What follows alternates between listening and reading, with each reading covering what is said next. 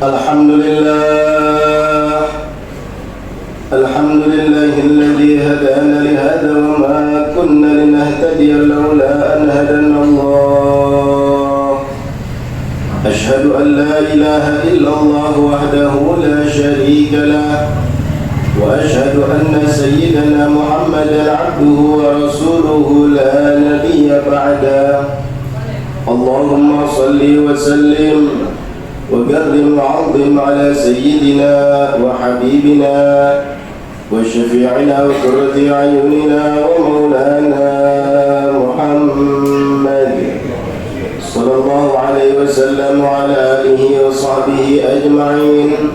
أما بعد فيا عباد الله اتقوا الله تعالى حق تقاته ولا تموتن إلا وأنتم مسلمون. فقد قال رسول الله صلى الله عليه وسلم تركت فيكم أمرا لن تضلوا ما تمسكتم بهما كتاب الله وسنة نبيه. وقال أيضا العلماء ورثة الأنبياء. صدق الله العظيم وصدق رسوله النبي الحبيب الكريم ونحن على ذلك من الشاهدين والحمد لله رب العالمين. Alhamdulillah, segala puji bagi Allah Subhanahu wa Ta'ala yang masih memberikan kepada kita semua hidayah taufik sehingga kita semua dapat berkumpul di rumah Allah Subhanahu wa Ta'ala dalam rangka menjalankan kewajiban kita selaku hamba Allah, yakni salat Jumu'ah secara berjamaah.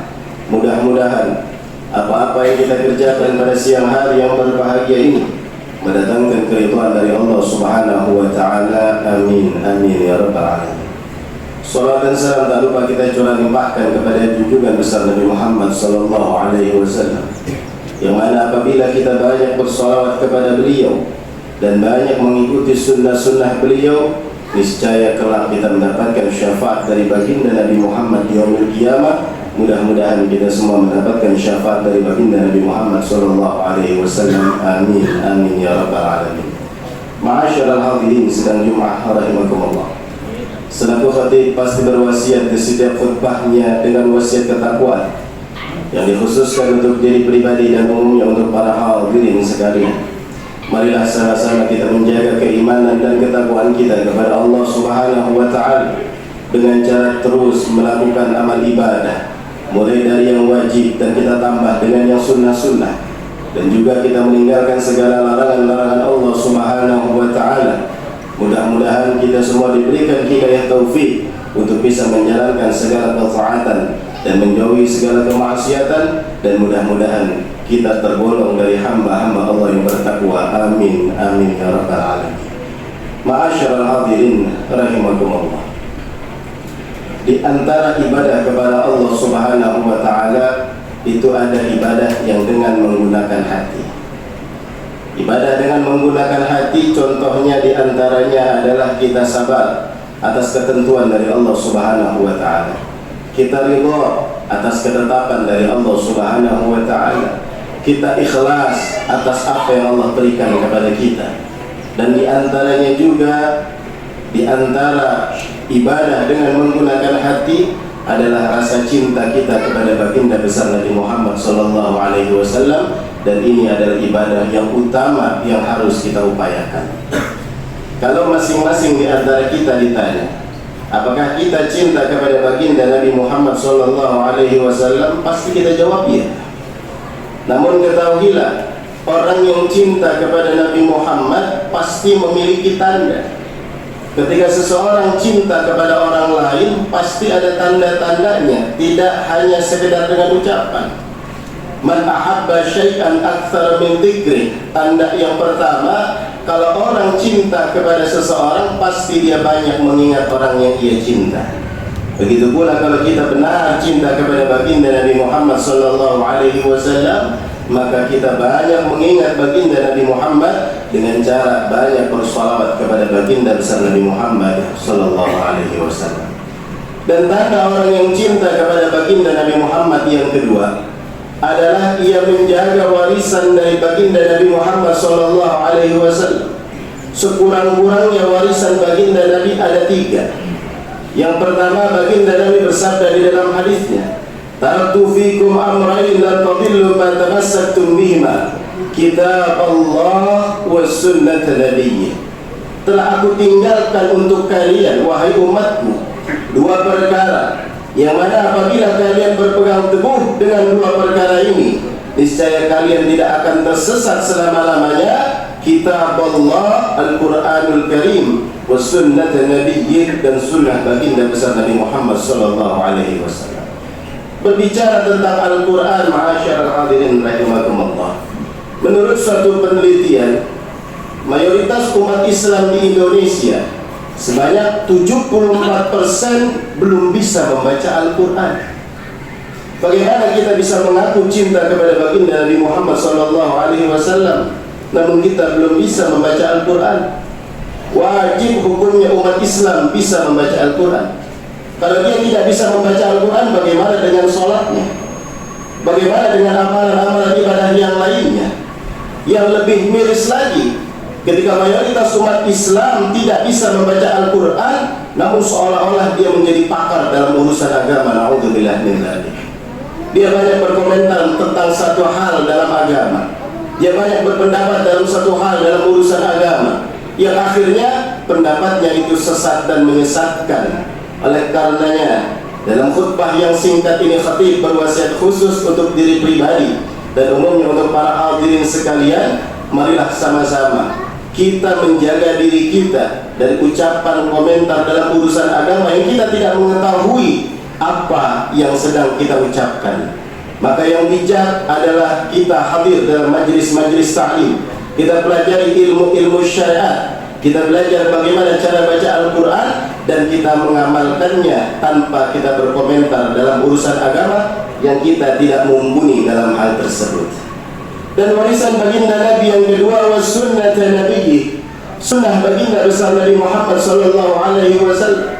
Sama-sama kita tahu sunnah baginda Nabi sangat banyak sekali. Oleh karena itu, kita kerjakan sunnah baginda Nabi mulai dari yang ringan-ringan terlebih dahulu. Kita umat baginda Nabi Muhammad SAW yang disayang oleh baginda besar Nabi Muhammad SAW, tidak mau baginda Nabi memberatkan kita dalam urusan-urusan, maka kita kerjakan sunnah-sunnah beliau dari yang ringan-ringan terlebih dahulu. Contohnya, ketika kita masuk ke dalam masjid, mulai kaki kanan terlebih dahulu. Ketika kita masuk ke dalam kamar mandi, mohon maaf, kita mulai dari kaki kiri terlebih dahulu. Kemudian ketika kita hendak makan, menggunakan tangan kanan dan dengan cara duduk. Inilah sunnah-sunnah baginda Nabi Muhammad yang ringan, yang pasti bisa kita kerjakan. Jangan mengaku kita cinta kepada baginda Nabi, tapi makan masih pakai tangan kiri, tapi makan masih suka dengan keadaan berdiri, bahkan berjalan. Ini adalah wasiat khusus untuk diri pribadi dan umumnya untuk para hadirin sekalian. Mudah-mudahan kita bisa mengamalkan sunnah baginda Nabi tersebut. Amin ya rabbal alamin.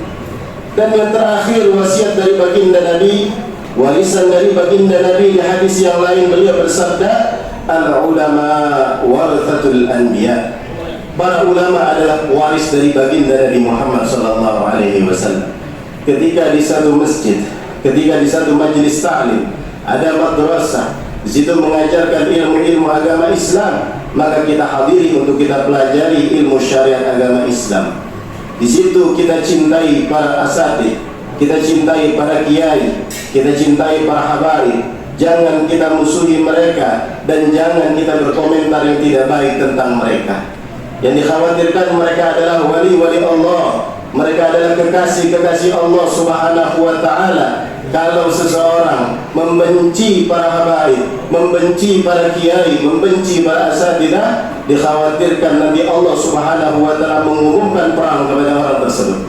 Dalam hadis qudsi Allah Subhanahu wa ta'ala berfirman lewat lisan baginda Nabi Muhammad SAW, "Man 'ada li waliyan faqad adantuhu bil harb." Barang siapa yang memusuhi kekasih-kekasihku, maka aku mengumumkan perang kepada orang tersebut. Bagaimana rasanya ketika kita diperangi oleh Allah Subhanahu wa ta'ala. Oleh karena itu, ada 3 hal dari warisan baginda Nabi Muhammad SAW yang harus kita jaga dan yang harus bisa kita amalkan dalam kehidupan sehari-hari kita. Yang pertama, kita harus bisa membaca Al-Quranul Karim, dan kita minta belajar kepada para asatidz bagaimana orang yang belum bisa membaca Al-Quran.